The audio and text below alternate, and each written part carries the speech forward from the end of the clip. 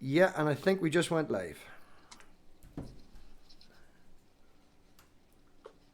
Hello, everybody. There's nobody there.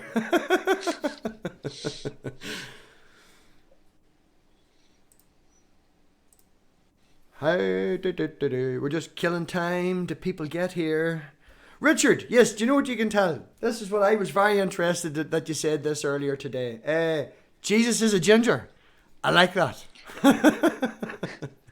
At least I think that's why there's an Old Testament law, one out of 613, I believe, that says if a man, his beard goes gray, he's to dye it red, which is why you'll see certain sects of the Hebrews still doing it. Yeah, well, you know me, man. You gotta love the gingers. Oh, well, I was born a ginger, actually. I mean, it's only age that's turned me brown and gray.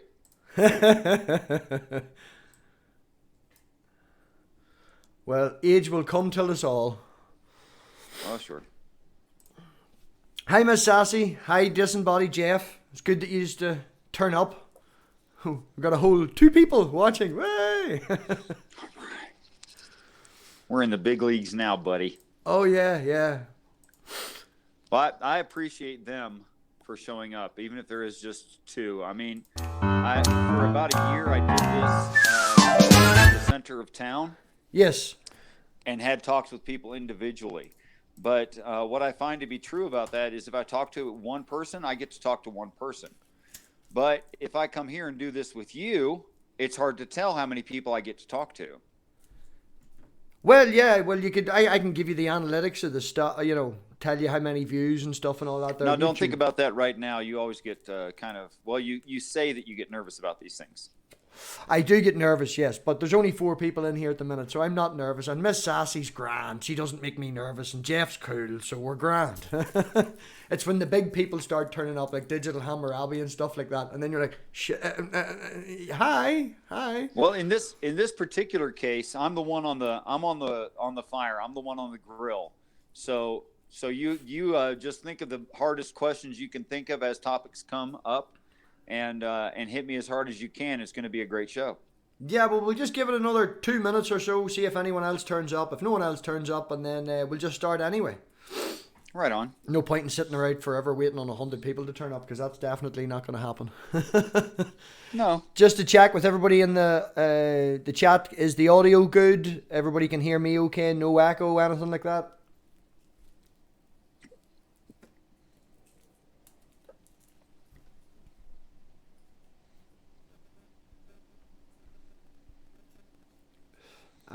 Delay.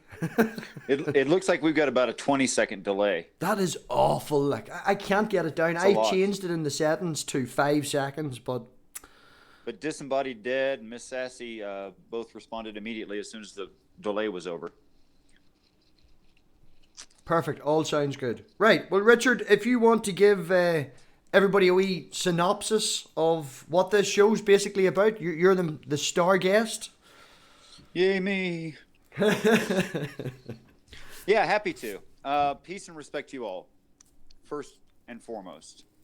I really do look forward to the day that we're all great friends. Okay, so here's the baseline story. Understanding that information theory requires an intellect to create information, especially in the case where information comports to reality. And myself having no background in astronomy, that is, I'm a bulldozer operator, and I'm pretty good with a chainsaw, and I was pretty good at chasing women and drinking a bit. But I was not interested in science, astronomy, math, because quite frankly, other than the pitch of the roof, the strength of the wall, that kind of mathematical thing just didn't interest me, and it didn't apply to my life. And I didn't see where space. I'm not going to become an astronaut. So how does space relate to my life? Well, it just didn't, so I never studied it. And even before that, I was a horrible student who purposefully maintained a D- because mom said, well, you've got to pass. So I did. I passed with a D-. You just got the minimum. I was so sarcastic. So at age 42, let me start back up just a little bit. At age 12, after being friends with a Catholic priest for more than a year, he decided that he wanted to try to have sex with me. And I was a child, and I tried to let him down easy, but he couldn't take no as an answer, so we stopped being friends. And I had to go to my Catholic mom and find an excuse to not go to church anymore. So I said, Mom, Jesus is not made out of plaster. She said, good point. You don't have to go to church anymore. And I didn't. So I'd lost my faith in churches, and I walked away, and I had no intention of ever walking back. And I was pretty much, I mean, not the most hardcore anti-theist I've ever seen, but I was pretty hardcore. Yeah. So I was making the positive claim that there cannot be a God and making fun of Christians for years. And I mean 30 continuous years. So at age 42, on pretty much a whim, and looking at it as an academic study more than anything, I picked up a Bible, which I could only recall one story existing in, and it wasn't even Jesus. The story was David and Goliath. So I cracked open a Bible and I read David and Goliath. Now, just like if you read anything descriptive, your mind will have a tendency to make at least a still frame photograph of it. Mine made a movie, which many people do that. Yeah. So I'm standing on the sand and I'm looking at the war scene, and there's everyone out in front of me. And I thought, okay, I get it. That's that. I got a good, strong handle on that. And then the movie took over. So you became like an uncontrolled character in the movie. You just watched as it happened. Well, more than that, actually, it changed my physical location out of my will. I tried to control it. I could not. I was at the time very practiced in lucid dreaming. So if I could have taken control, I would have. I was incapable. And before anyone asks, I've never done hallucinogenics in my life. That sort of thing scares me. And you're allergic to marijuana. And I'm allergic to marijuana, and I wasn't drunk, and I was on an older lady friend's couch reading her Bible. I was awake when it happened. Okay, so I wasn't even asleep, and I didn't have a flashback. So it wasn't technically a dream. You were awake when this happened. I don't know what to call it other than a waking dream. Well, that's a perfect example. Yeah. I started seated, and by the time it was over, I was standing up, and I had no idea I had stood up. I had no idea. So I was, I don't know, you could call it an out-of-body, some people refer to it as an out-of-body experience. It was very much like that. I was completely somewhere else. And I was in the story of David and Goliath. And what happened during the story of David and Goliath was exactly what we're going to talk about here. So I'm not going to give away all the details. Yeah. But when the movie took over, it transformed David and Goliath into close stellar bodies. And when I went to NASA.gov to disprove it, I only disproved that I don't know what I'm talking about. And every aspect of the story is there in reality. So the actual battle scene, the story of David and Goliath transformed and became stellar bodies. Yes. And you could see this as if you were floating in space and were watching a movie or something. Oh, yes. I've been about 100 miles from the moon Io and the moon Europa. I have better pictures in my head than NASA has. Right. So, like I can draw it with more definition than NASA has pictures. Seriously. Each character in the story actually then became a body. So, David would be a representation of what planet? Well, we're going to go through that. That's what it's all about. Sorry, I'm jumping the gun. Finish your wee bit and then finish your bit, and then we'll get into it. So I was a non-religious person. I was an anti-religious person, when this happened to me. But immediately I saw that this couldn't be faked, and there's 100% of the description in a 6,000-year-old text, and no, it doesn't describe absolutely everything in existence in that moment, in outer space, in those stellar bodies. It's just not in the story. The story is essentially one chapter, a little bit longer than that, but it's just about one chapter. Okay, so it's very, very brief. but there are a lot of definitive points in it, and all of the definitive points are there in reality. Well, that's why we're here tonight, is to talk about it. That's why we're here tonight. Because it's the weirdest thing I've ever heard of in my life. Well, at least you know that, man. That's what, why everybody, I think, likes you, and Jill calls you an atheist because, of your opinion and the way you are with that. Well, I think the only intellectually honest position to hold is I believe this and I try to prove this wrong. Yeah, falsifiable. If it's falsifiable, you can go with it, But at least it does sound mad in the nicest possible way. At least you're an admittance of, I was going to say I'm crazy, now prove me I'm sane. It's I'm sane, now prove me I'm crazy. Well, it could go either way, couldn't it? It really could, yeah. No, well, if you're finished then, Richard, we'll go on ahead into the story. One other small thing. I want to address people in the side chat as we go along. Oh, of course. Yes. So if it's okay with you, and since we're not putting a time limit on this overall, but only a time limit on the specific episodes. And by the way, what do you think of that? That's fine, man. I can go for months. I was thinking tonight we go maybe an hour and a bit. An hour seems good. Okay. Definitely want audience in participation, because I'm not going to think of every question, and I'm not going to be. I might miss something. So anybody, tag me in the chat at MathPig. Any questions whatsoever, and I'll pass them on to Richard. Now, guys, try to word your questions to where I can tell that you're not being sarcastic, okay? Because I just don't encourage sarcasm. I know this stuff sounds super, super weird. I'm aware of it. And it sounds kind of funny, and it's easy to make fun of. That's fine. But it all logically follows, and I think that's much more important. So as long as you're serious, I'll try to answer anything that you guys might ask, anything at all. And the more minds we have working to disprove this, the better. Well, so far from everybody I can see in the chat, they're all pretty respectful people. Need to watch Nerdy, though. Nerdy's a bit, But apart from that, everybody else is grand, so we should be okay. Well, if Nerdy can state a serious question in a sarcastic way, that'd be fine too. I'm sure he'll think of something. He's always got something to say. So, Richard, right, the floor is yours. So let's dig in. What I've done is I've taken the paper that I wrote for Dr. Josh, and I've got it on a screen over here to my left. As you look at me, I'll be looking to my left, which looks like you're right. But and we're just gonna start at the top and start working our way through. Okay. Yeah. All right. So obviously this is all about context. And in no way am I saying that any word within the story was translated poorly. I am not saying that. I think it was translated just fine.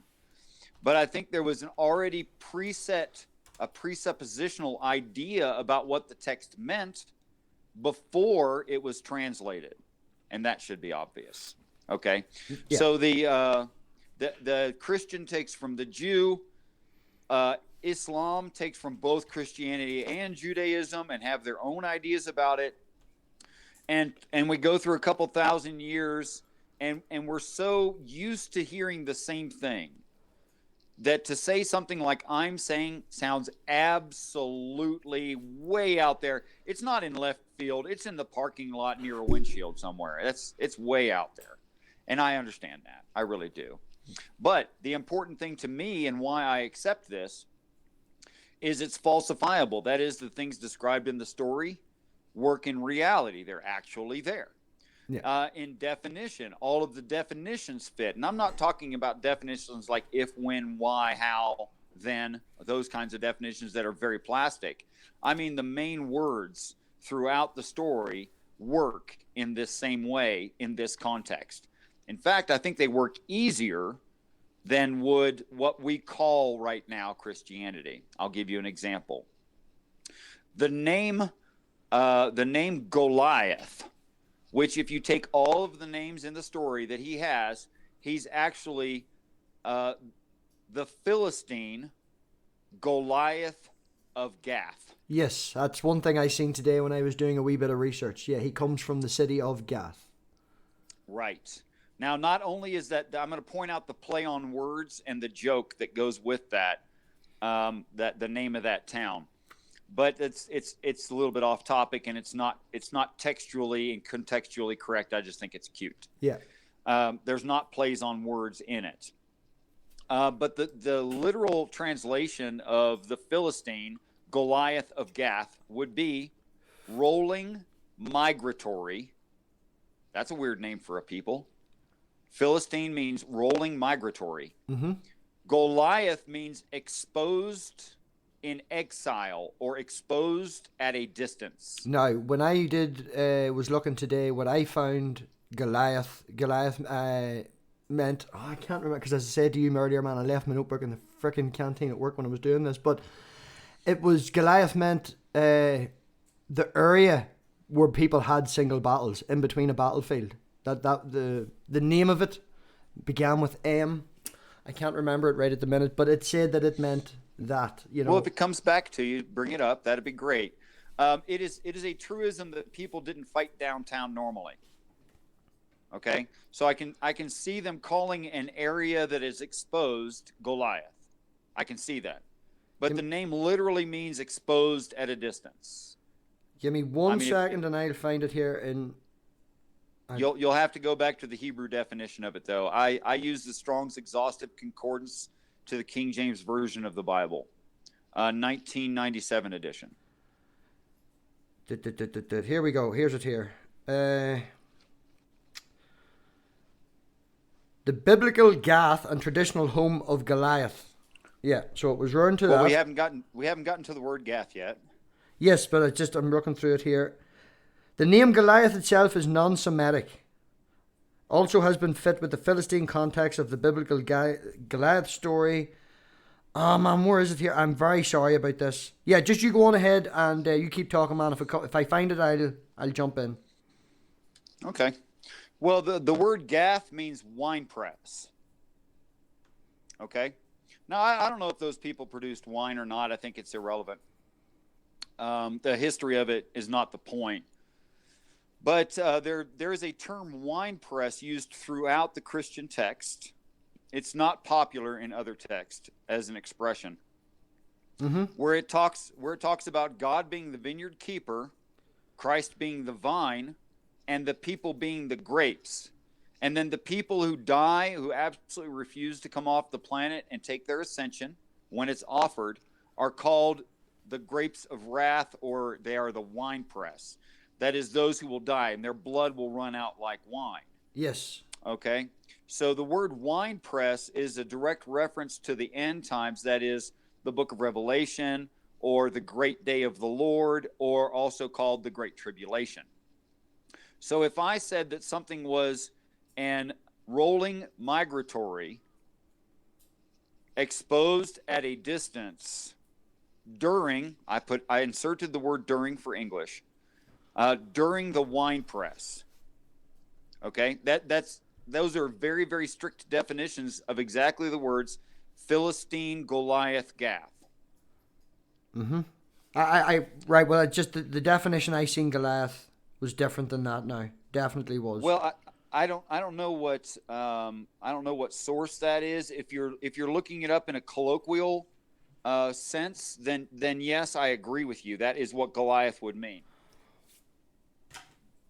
Okay, well, I can't find it, and looking for it's just going to make me... Yeah, so just, you go on ahead. We'll take your definition for this moment.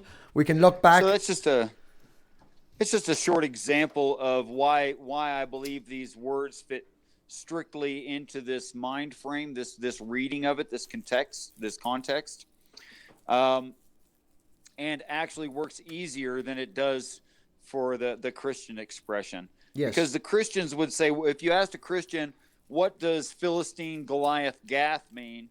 They say non-believer in God who was really big from a small town in the area the Philistines held. That's what they would say. That has no real deep meaning. It would just mean an enemy, a big scary enemy. Yes. And that's about all it would mean.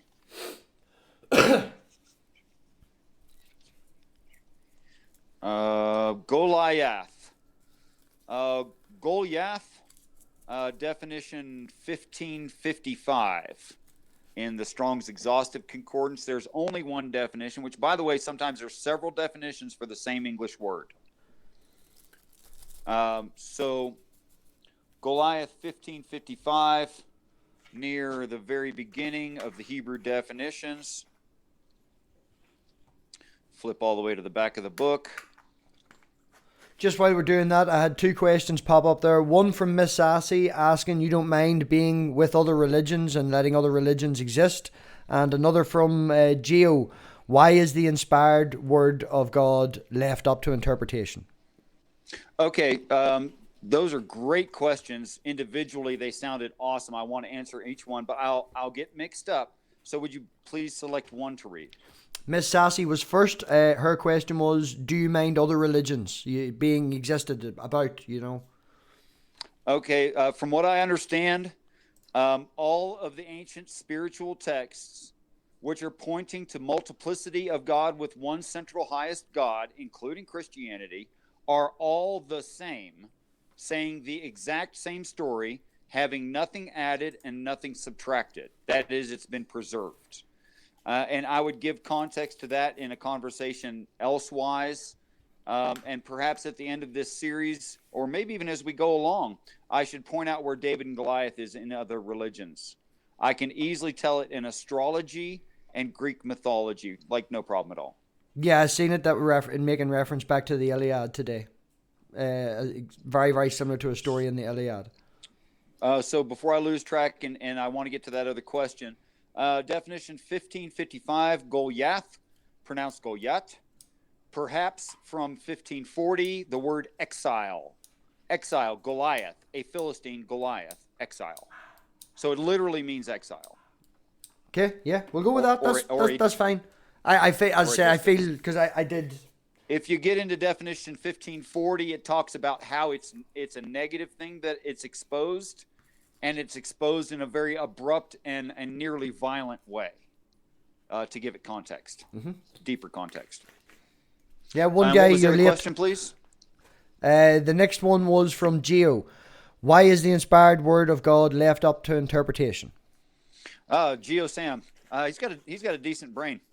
I wish he was more serious more often. Okay, so I'm going to quote Shannon Q. I hope he knows who Shannon Q is. Oh, I'm sure he doesn't. If he doesn't, he will. Yeah. Shannon Q does YouTube videos. She's brilliant, and she's not too hard on the eyes either. Shannon Q said that prophecy doesn't happen, and if it does, the practitioners do it. It's not God doing it. And she'd be right, which is why, especially in the Christian text, it uses phrases like hidden manna, milk and meat, actually professing that there is hidden information within the text that is not to be exposed until the time is right. One quote from the hero, that would be Christ. He says, I have yet to give you of the meat of the word because you could not digest it or eat of it. And you still can't. And he's speaking to the apostles, by the way. So, yes, very hidden, very, very cryptic. I agree. But by necessity. Right now in the Judaic world, they're trying to obtain certain lands, rebuild certain temples, recreate certain things to force the hand of God's return. To force the hand of God in his return. And of course that would make them in charge, able to invoke God. Now they are deity. Well, that makes God impudent. Well, I would agree with you in sense that there's a lot of people in America and things like that think the end times is coming, that are in power, and because they're helping it into fruition, it doesn't necessarily mean that it's whenever he said the time, if he did set a time. Right. So next question from I think sorry, he's just tagging me, telling me a definition. Thank you, Jeff. Meaning running or destroyer is what Jeff has found. Running or destroyer as what? For what name? For Goliath. For Goliath? Well, I don't know where that definition comes from. I think he's doing I've never something found a similar to me. definition like The that. definition I found was to do with the one of the older stories. You know, it mightn't have been. We'll just move on. We'll move on. Forget about it. Anyway, I can find it in Strong's, and I can find it in the intertextual, and I can find it in the Hebrew as exile. Well, we've definitely pointed out that we're in disagreement on that, so we can come back to it at a later date. We'll move on to the next part of your story then, man. I don't know, what was the definition that you gave? I'm not sure it's completely. I can't remember the exact word, disagreements. but one of the older stories, the name for the person it came from the word meaning the area between two battles. You know, that people would have this solo fight in. Okay. Well, I'm talking about an area, and I'm talking about eventually I'm talking about a singular stellar body in an area that is far off where a battle is going to happen. I don't really see where that's a conflict. Although the definition's different, it still works. Oh yeah, no. If we go through it and explain, I'm sure it'll work. It's just whenever I said it, your response was it literally means exile, and that's not. You know, if it literally means exile, it doesn't mean an area. Well, that depends. What do you mean by exile? I'm asking you. You're the one to. Well, I think exile means kicked out of town. Yeah. Yes. Okay. Well, if there's a specific place that a person has to go when they're kicked out of town, then they are in exile. They are at a certain place. They are at a distance. I think that all works just fine. Actually. Yeah, it came from the original word, whichever the name of the area was, that was between in the middle of the battlefield, where they had this single battle between the two champions, and the battle was decided. There was a name for that area, and the name of the original character was a derivative from that. No, that makes sense. Yeah, it's the same with everything in all them stories. It seems as if the person was named after what actually happened. Well, I'm now kind of surprised that there's an older definition that still works. I guess I shouldn't be surprised.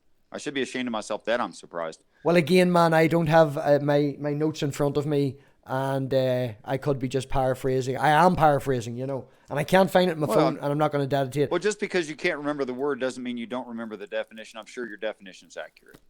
I will go with it anyway, and I'll send you my notes later on tonight or tomorrow, and we'll get that done. I appreciate that. Thank you. Nerdy has a serious question. What are Richard's thoughts on polytheism, animism, and are you a monotheist? Okay, well, let's do those one at a time. The first one was polytheism. Polytheism / animism, whatever. I'm probably pronouncing that really badly. Okay.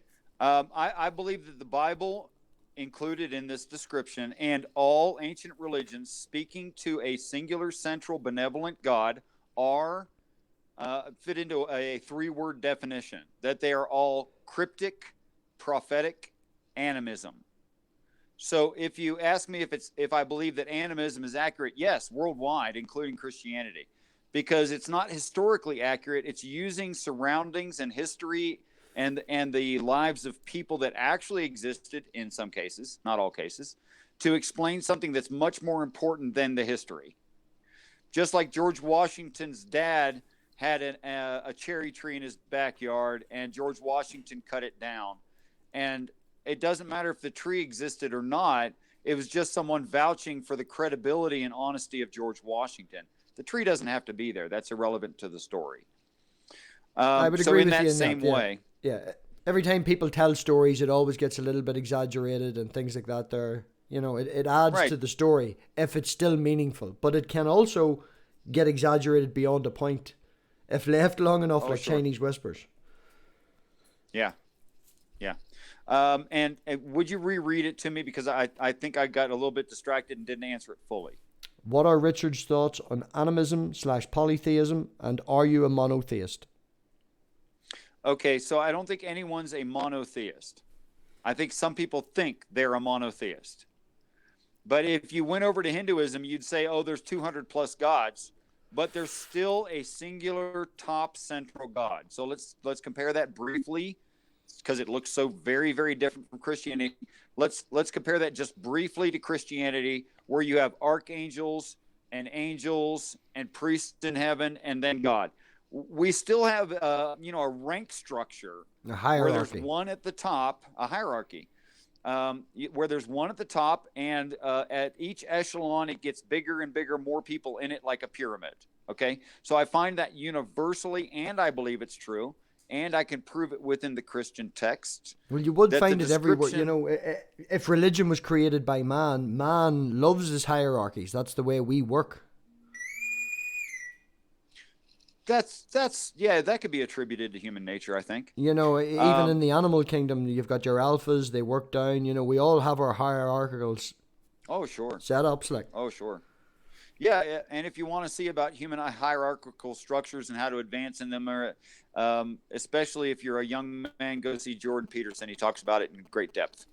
Jordan Peterson? Oh, yeah. Hierarchical structures in the European male. Oh, absolutely. He talks about that. He has some things to say that are all right, and then he has an awful lot that's not. But I'm not a big fan. I was at the start. I thought he was fantastic, but we that's a whole fucking episode on its own, that man. So I don't agree with him on all points. Yeah. You know, I'm recommending him for a certain structure. Yeah, and a certain, I would agree with you in that. A certain thing that he says that I think is accurate. Okay, completely lost again. No, sorry, that's me. That's what I do, man. That's what I've told you. You need to keep moderating. No, it's okay. You know, it's okay. It only makes for better television, and it allows participation in the audience. Okay, so pantheism, I think, is the only part I left out of that. Go for it. If I were to describe from the Christian text the promises made specifically to the Christ, they would be the following. And, you know, aside from living forever with God in heaven with no tears and no pain, aside from that, there's special promises that he would be seated at God's side, given a throne, given a crown, right there. Okay, so that's exactly the description of the 24 elders and what they're already enjoying. Now, if it's specific to the hero of the story, and there can only be one hero for this planet, then what you end up with is multiple Earth theory. That's what you end up with, which I believe solves the Euthyphro dilemma. We'll get into that maybe later. It also solves, why don't we see aliens? What's that dilemma called? It's called the equation. Fermi paradox. Yeah, the Fermi paradox. It also solves the Fermi paradox, because there would be a mutual respect thing going on if there are multiple Earths and our God owns more than just one of them. So you end up with a lineage, a long lineage, at least 23 Earth long, heroes that saved their planet. And they are, as a collective, what a Christian would call God. So all Christians are polytheists, whether they realize it or not. Right, so even though that they think there is one true God out there, that's the God of all. There is one true God. He's made of Christs. Yeah, but then you say that they are polytheists, they don't realize it. Yeah, they don't know that.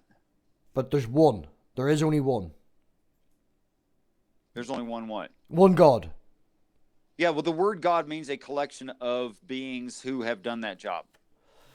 Different definitions and can mean different things. I think Elohim and El and Yahweh, and with all the different ones. Sure. Like, you know, El being. Well, what you'll notice is that God is a spirit or an idea or an alignment or the existence of love, compassion, empathy, things like that.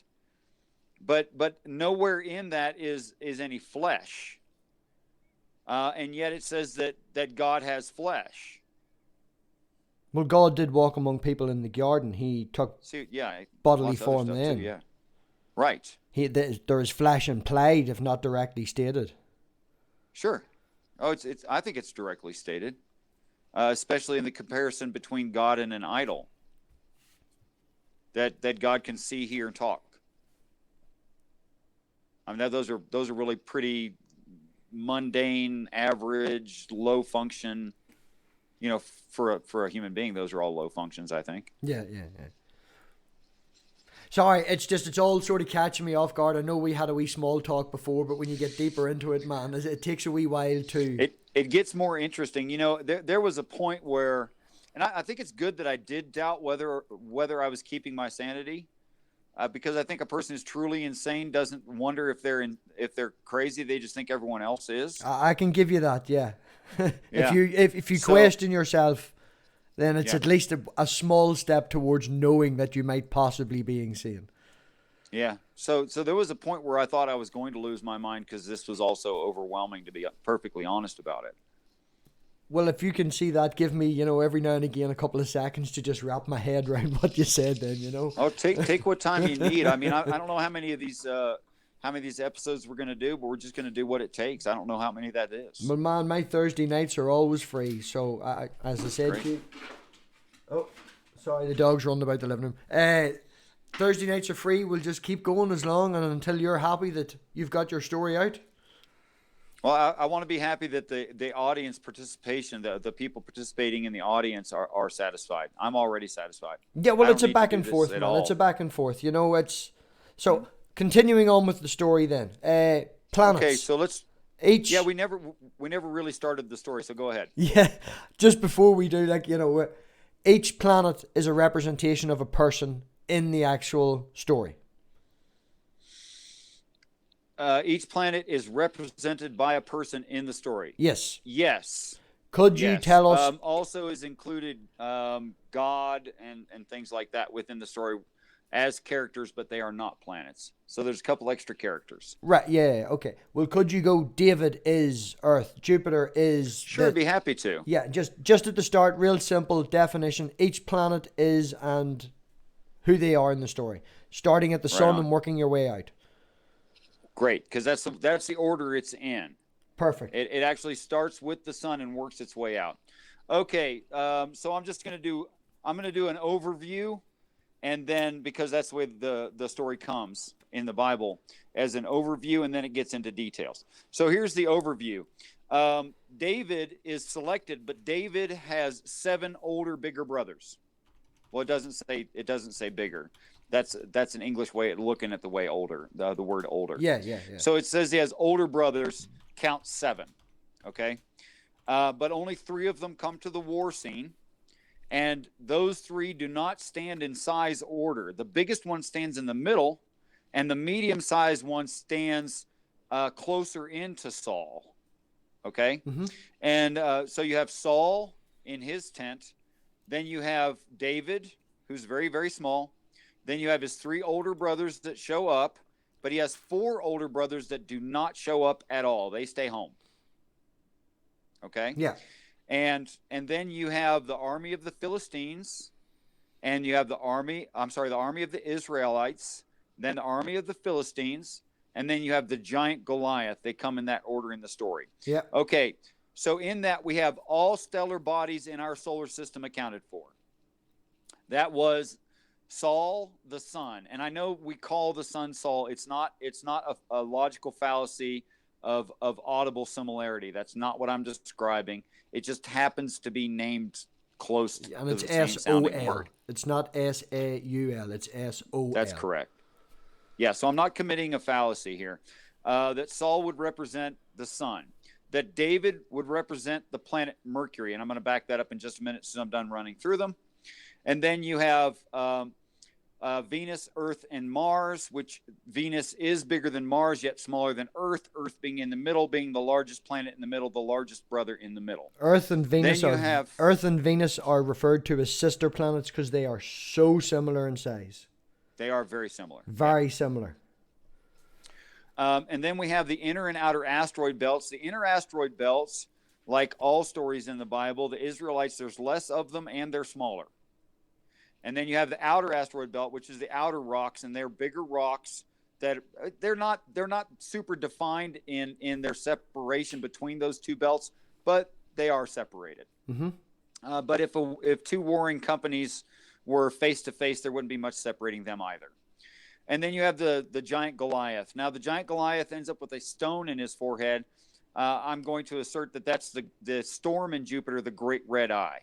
And we're going to get into some detail about that later.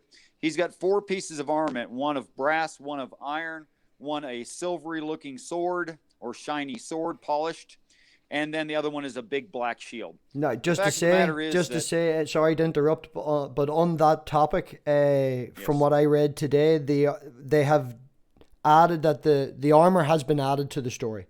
The armor was not part of the original story; it has been added. Mm-hmm. The armor. Well, I don't think any of this is historic. Yeah, well, the armor doesn't sit right. The armor that is described does not sit right with the time period. It's about 300 years later. Oh, I don't argue for the historicity of Daniel being in the 2nd century either. I don't care. Oh, no, I'm just saying that the armor itself was an addition to the original story. Right. Right, go on ahead. But No. it's certainly older. Just because you were using it as part of it, I'm just saying that it didn't. It's an addition to the original story. It wasn't actually in the original. Oh, that's fine. It still predates the telescope. It's fine. Oh, yes, of course. Yeah, whenever I was doing my research today, and older than 1610. Yeah, whenever I was going through and doing the research today and looking at it, whenever I got to the topic of history and it would go the telescope, that's where I would stop, because as you said, all of these bodies, everything that's in the David and Goliath story are planets that can be seen with the naked eye. Except for the moons over Jupiter. Okay, go on ahead with your story, man. You're up to the red spot on Jupiter. Right. And then the armament, not the armor, but the armament of the giant Goliath has the descriptions of brass, iron, shiny like some kind of polished metal, and then a big black shield. And if you look in the definition of the word shield there, it actually says that it has spikes or hooks on the shield. And actually, when we look, when Galileo looked and found Ganymede, the largest, Titan is not the largest, Ganymede, he actually thought, because it was off to the side of the planet, he thought it was stars in the background because it's so black and it has little white pointed, maybe ice covered, I'm not certain, it might be methane covered, mountaintops. So there's little white peaks all over it. So it very much is Nerdy's bringing up something. I know sorry to interrupt. I know me and you have talked about it before, but Nerdy's brought up pareidolia. Well, of course. But I hope Nerdy doesn't think this is the first conversation I've had and that I haven't heard of pareidolia. Pareidolia. As long as you're aware of it, I think that's what he's trying to make. Some people. I think he's just trying to make you aware that is a definite possibility of it. Oh, sure. I've disproven it as a possibility. First of all, I was an anti-theist. I didn't want this to be true. Second of all, I wasn't looking for it. It was given to me.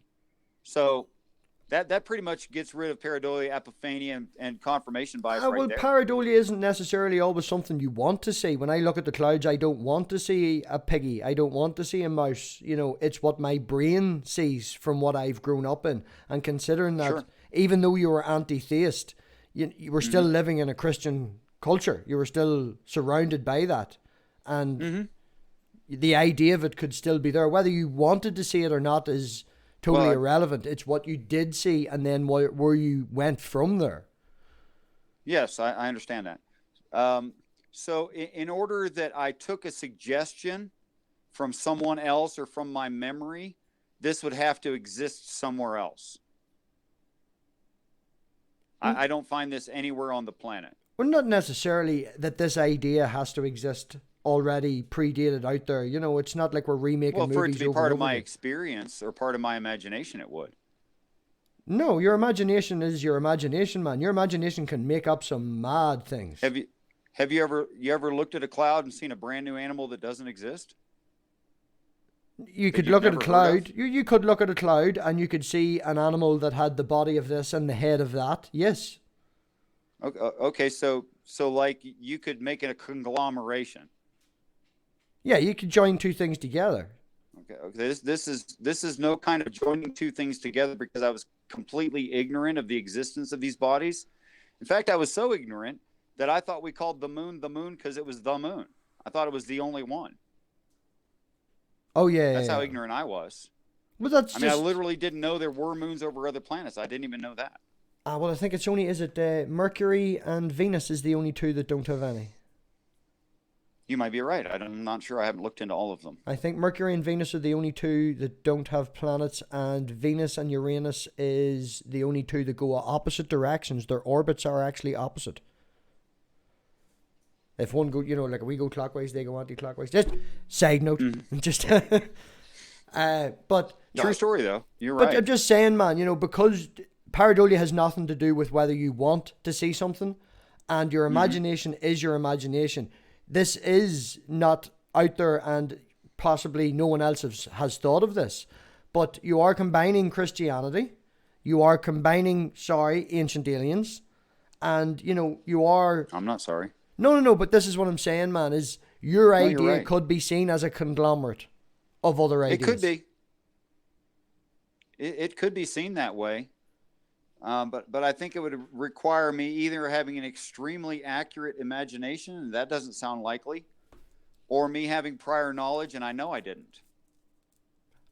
That's fine. I don't mean to come across rude. It's just whenever No, you said I need the fact that this is really good for the audience. yeah, the fact that you said, you know, sorry, that's my girlfriend texting me. The fact that you said that you didn't want it, you know, that there was a desire part of pareidolia. There is no desire part of pareidolia at all. You see what you see because of what's happened before. There's no, I don't think desire comes into it. You know. Oh well, okay. Let me detail what I was trying to say by desire. I'm not saying that you have to volunteer for your brain to do that. That's not what I mean by desire. What I mean is, why did you even look at the cloud in the first place? You have to desire to look at the cloud to look at the cloud. I could get a catch of light in the corner of my eye. I didn't even want to look at a cloud. Yeah. As a comparison, I didn't have desire for the Bible to be true. I didn't have desire to read the Bible. I mean, I just read it on a whim one day. I was not trying to make it right, not in any way. I wasn't trying to make it plausible. I didn't care.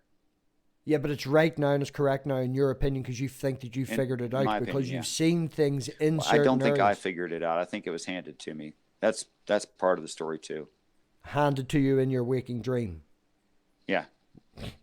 Sorry, that was just, I seen Messenger Reveals last night and he's in my mind and he had a dream and now he's a prophet. But well, I mean, I it like seems John, right. It's a similar story. You know, you're a totally different person. Sound similar. You are a completely different person and you approach things differently, but you're not an asshole, plain and simple. But well, thank you. It is very similar, you know, in story. It's pretty and one similar, could say yeah. it's even a wee bit crazier because you had it while you were awake. Yeah, that's a little bit stranger, I have to admit. Okay, so yes, recognizing pareidolia, objection, pointing out, observation from who was it? It was Nerdy who's just come back again with another that sleep apnea. I don't have sleep apnea. I sleep like a baby when I sleep. Okay. I mean, there's a thousand ways for me to say, okay, this is possible, and of course I've been through all that. Okay, if it were me doing it, there'd be inaccuracies. There would be things in it that were just plain old wrong. But I didn't have knowledge of these things. I immediately went to NASA.gov, and all of it was easily confirmed with, I don't know, it took 20 minutes. Now, what I believe. What did you confirm? confirm? I wanted all of the physical aspects. All of the physical aspects of all the planets that are described in the story. And there's no possible way they just instantly, every one of them connected. Like, can you give me an example? Like, you seen things in this movie. Okay, so I found out later there's a total of 67 moons around Jupiter, but most of them are just kind of big rocks, small rocks. Okay? Yeah. But the four major moons, the ones Galileo found, he found in 1610. Right. There is one that looks brassy. I had no idea that was there. It was shown to me in the movie that took over. I saw the big brassy moon, Io. Didn't know it existed. My picture in my head is just as good or better as the pictures that NASA has of the same moon. No. I go to NASA.gov, and I hadn't gone to NASA ever in my life, and I couldn't have seen those pictures because those pictures were more recent than when I was a kid. And they might have touched on it in school. I don't even know that they did. And I was a terrible student. I probably slept that day, to be honest. Do you remember all of your dreams, though? Like when you go to bed at night? I don't think anyone remembers all of their dreams. Exactly, right. So you wake up in the morning and you have a partial idea in your brain. And have you ever tried to hold on to that dream as best you can and it just fades away? Well, yeah, I know what you're talking about. Exactly, man, right? So you have an idea of what's going on in your head and you see things and you fill in the blanks. You have admitted that this story is one of a kind As far as I know. Yeah, not to be rude again, but you could Not rude. not with an intention, but you could be making it up as you go along and seeing what you want to see. And because Sure. it was a waking dream, filling in the blanks, same as what Sure. deja vu is. I think research has shown that deja vu is you experiencing something very similar to that's happened before, and your brain then uses what's happening now to fill in the blanks of what's happened Sure. before. And we get the sense that it happened before when it didn't. Exactly. And that your Right. brain could be doing something very similar now. It sure could be. Yeah, what this all boils down to is, I mean, by the time we get to the end of this, people are going to have just a few choices to pick from. Richard is the best liar I've ever heard. That's going to be a choice. Well, just to say, the man sent me a 59,000 page or 59,000 word. That paper he sent to Josh is very long, so there's a lot of research has went into this. You're not just to point out, he's not just pulling this out. There is research to back it up. If anybody wants, I'll put the link in the description. You don't mind? They're welcome to it. And anyone who mine wants to anyway. read it, fair play to you. But I'll put it there if anyone wants to read it. Sorry, go on ahead, Richard. Yeah, you'll need an Apple product or you'll have to convert it. I don't know how to convert things. But anyway. Okay, so I'm either a really, really good liar. That's a possibility, just being actually serious. It's also possible that I'm clinically insane, and I don't remember having learned these things. And I'm applying things I learned in the past. That's possible. That falls into, epiphania, pareidolia, making those things possible. Okay. The third possibility is that this is true. Now, if you see another possibility, I pointed out. Leave it in the comment section. Another possibility, leave it in the comment section. If you know of another possibility. But, the thing is that, and I had a friend of mine say this to me. He says, well, I don't think you're crazy because you seem sane otherwise. That's how he said it. But that's the pretty story true. I'm telling is pretty crazy, but I don't seem crazy otherwise. Like, I can have normal conversations about sports and weather and whatever else. Go team. Yeah, go team. I don't have a team. I don't have a team either. Fucking stupid sports. Yeah. Soap opera for men, in my opinion. But God's anyway. a football fan. God has turned up in the chat, just to let you know, so he has. God from the other night. Which God? Is it the good one? The God is the good one, yes. It's the good one? Yeah, okay, well, he can stay. That's good. I don't want any evil God in there. So the good one, he's cool. Okay, so, I mean, there's only so many options as to how I could have this. Okay? And then we get down to, as far as it being my imagination, how accurate could my imagination be? And if it's just my it's not down to imagination accuracy of your making this- imagination, Richard. Sorry, just interrupt again. It's not down, would necessarily be to the accuracy of your imagination, because if you're thinking about it for the first time after you've woke up and you're doing research to disprove yourself, you could see what you wanted to see. And your brain filling in the background, as we've already mentioned. That's fine if it's vague enough. See, everything you're using as examples is very vague. Okay, this is super, super specific. There's nothing vague about it. Okay, now I can't have 100% correct in something specific and be guessing. That just doesn't work. No, I'm just saying, if you were researching for the first time and remembering a dream, it is possible that when you've seen it the first time, your brain fills in the spot and says that's exactly it. Well, luckily the story's written down, so I can't change it. No, you can't. But did Okay, you and I write it can't- down I before can't go you did back the and research? change the definitions. What's that? You didn't write the story down before you went and did the research, though. Before I ended the research, did I No, write no, down whenever the you- story? No, that would have been scientifically smart to do. I'm not that smart. I didn't do that. No, well, of course, that's the same reaction as with everybody. You find I something was out. so shocked. You just go straight to it. That I just went right to it. Now there was no point where I went to look up and in order. I mean, I just laid the Bible beside NASA.gov because I couldn't remember all the aspects of the story, and I went through them point by point and found absolutely everything in the story in reality. After your dream. After I didn't even care. Yeah, but So, straight yeah, after it, you went and then you did this. You didn't have the dream and then write a description of everything that happened And it would have been smart. I didn't do it. Exactly. So that's what I'm saying. And now you could be filling in parts, and now that it's all there. The first time, it's all here in your head now, but it could have been seen the first time and filled in straight afterwards. You know, you just made me really harshly think about something. Like I said to Nerdy Rodent, this argument's been shown to me several times. I think it's not a valid explanation of why this exists in my head and why I believe it. I don't think it's a valid explanation of it. I hadn't even, now that you're pointing it out, it was another week and a half, 2 weeks before I cracked open the book of Revelation. But what is true of this story with David and the story applied to the planets is you get the signs of end times in the correct order by necessity. Well, people you talked it already to me in a private chat that there has been more than one end times. This is the 7th one coming. No. 7 bad. No. I must have communicated something poorly. I said there's been more than one Earth.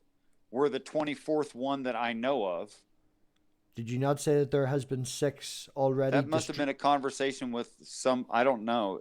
I don't remember having that. No, that's conversation. fine. No, that's. If grand. I said something like that, I was being extremely. If I said something like that, I was being extremely inaccurate in my own view.